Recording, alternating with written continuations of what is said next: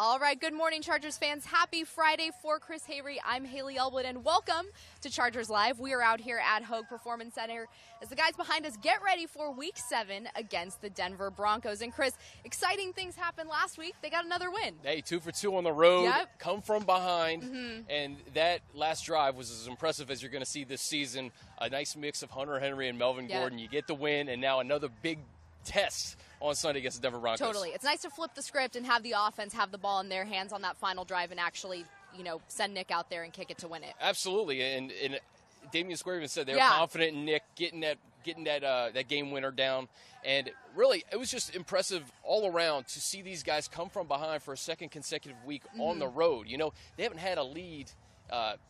Rather, the opponents have scored in every game this year. So it was good to see them come from behind. Hopefully, they can get off to a faster start this week against the Broncos. Totally. That will be huge. And one of the things that I had talked to Damian about yesterday was the fact that confidence is now, they've gotten a confidence boost. Yeah. You can feel it. You can sense it when you're in the locker room, whether it was after the game on Sunday or yesterday, even during this week in the locker room. And it's nice. It's nice when guys have that because it boosts their mentality, and now they feel like they can go out and win. Yeah, no, the last 2 weeks, Haley, you're starting to see guys kind of settle into their roles. They're trusting the coaches, the offense.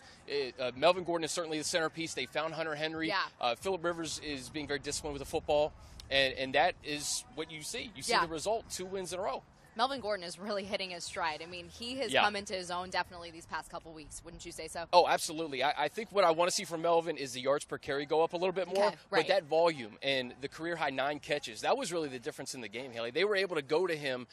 Those 2 catches by Hunter Henry in that fourth quarter drive were huge, obviously. But every other play was Melvin Gordon. Right. And, whether it was 3, 4, 5 yards, he was at least keeping the chains moving. Yeah. And that's what you want to see. Super important. So besides Melvin, besides Hunter, who else really stood out for you last week? Well, for me, it was Jaleel Addae. Yeah. I mean, he had a fantastic game. Pro Football Focus graded him as the highest-graded Charger in that game.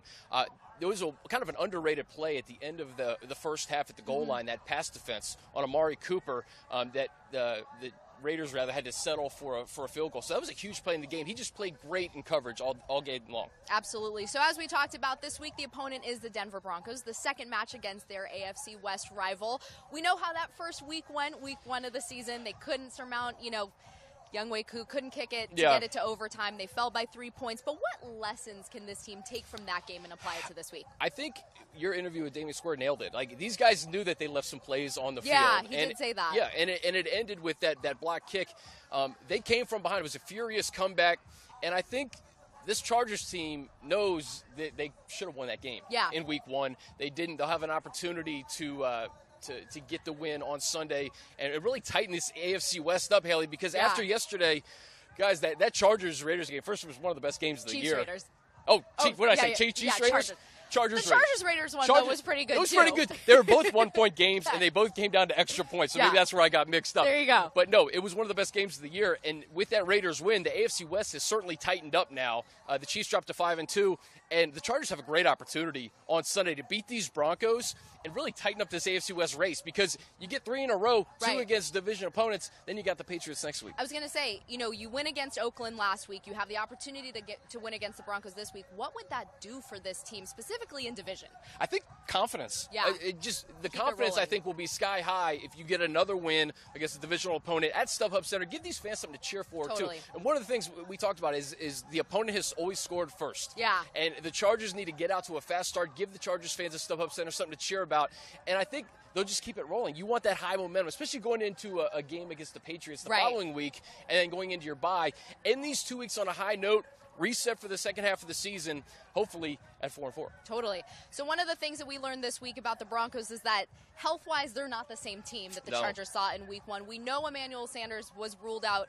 This morning we got news that wide receivers Cody Latimer and Isaiah McKenzie are also out. Yeah. That's huge. It is huge. So Demaryius Thomas is the healthy receiver in the bunch, and he was hurt. And that's a stretch. 10 catches for 133 yards on Sunday night against the Giants, but he had a lower leg injury and was limping around throughout that game. He was limited in practice this week, but he's going to give it a go. But no Emmanuel Sanders. You mentioned them being beat up at the wide receiver position. How about the offensive line? That too. That's another huge The thing right we tackle learned this position, morning. guys, is going to be, I think, one of the biggest keys of this football game. So Menelik Watson, the Broncos' starting right tackle, he's out for this game. His backup, who came into the game after Watson on Sunday night against the Giants, Billy Turner, he was put on IR Tuesday. The third string right tackle, Donald Stevenson, he's out. So we got Alan Barbary, the backup guard, who's going to start at right tackle and have Joey Bosa looking him in the eye pretty much for the entire game. That's a pretty scary thing. So, Bosa, I'm sorry, go ahead. No, go ahead. I was going to just say that I think Bosa has a great opportunity to wreck this game. He does, and he did in week 1, too. He had 1.5 sacks. Melvin Ingram had 1.5 sacks. There were 4 sacks total in that game. I think Chris McCain might have had the other one. I forget it this time. But that's huge for Bosa. This could be a big game for him. It's huge for Bosa. He had a sack last week, too. You know, he was kind of stuck on 2.5 sacks for a while. He got a sack against Oakland last week, and this is an opportunity when your best players are put into positions to exploit a weakness. This is what you want if you're the Chargers. But I imagine what's going to happen on the offensive side for the Broncos. They don't want Trevor Siemian throwing 50 times a game. No, I was going to ask you about that because he threw a ton last week. Yeah, he threw a ton last week. I think what they're going to try to do is establish the run and try to exploit one of the Chargers' weaknesses this year. But the combination of Devontae Booker, C.J. Anderson, and Jamal Charles last week, Haley, 15 carries for 38 yards. So if the Chargers can limit them on the ground and limit some of the short passes, because I imagine Jamal Charles, Devontae Booker, who had 78 yards receiving last week, they're going to try to exploit the Chargers there. But it's a big opportunity for this defense. What did the Giants do so well last week that allowed them to get that win on the road when really, the odds were stacked against that team for sure. They were. I talked to Nikki Jobvilla from the Denver Post on this week's Chargers Weekly podcast. We have a good one. Dan Hellie, Nikki Jobvilla, Dan Woike from the LA Times, and then some fantasy advice as well. But Nikki said that she's hoping, or the Broncos rather, are hoping that this was an anomaly. Because this is like, you have the no-fly zone secondary against a team that didn't have any wide receivers.